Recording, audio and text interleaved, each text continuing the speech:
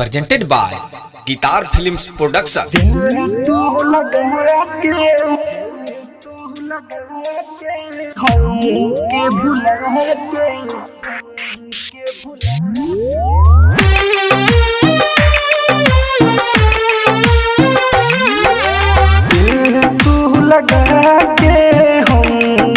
भुला के ठीक नहीं कइलू सनम,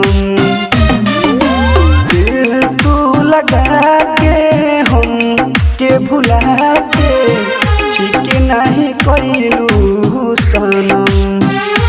हो दिहलू जखम रानी दिहलू जखम, दिल तू लगा के हम के भुला के ठीक नहीं कइलू सनम। हाँ दिल तू लगा के हम के भुला के ठीक नहीं कइलू सनम।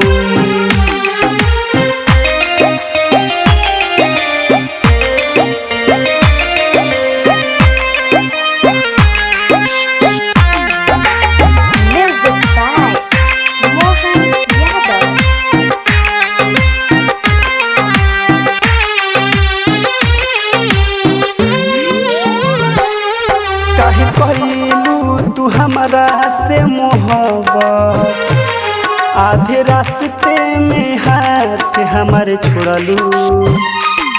कैसे भूली वादा कसम, प्यार कह के मुँह हमसे मोड़लू।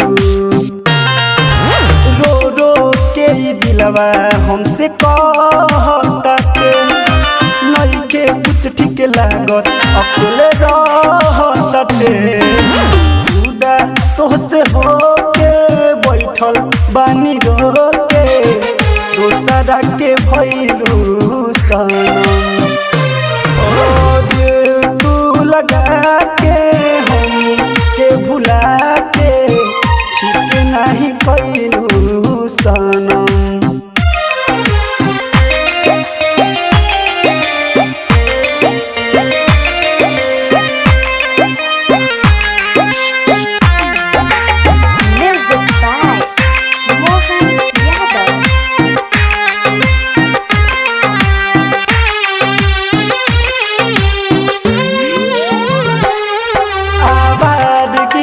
बन गई दीवाना राइटर आकाश करते रहे माना। आवारगी में बन गई दीवाना राइटर आकाश करते रहे माना।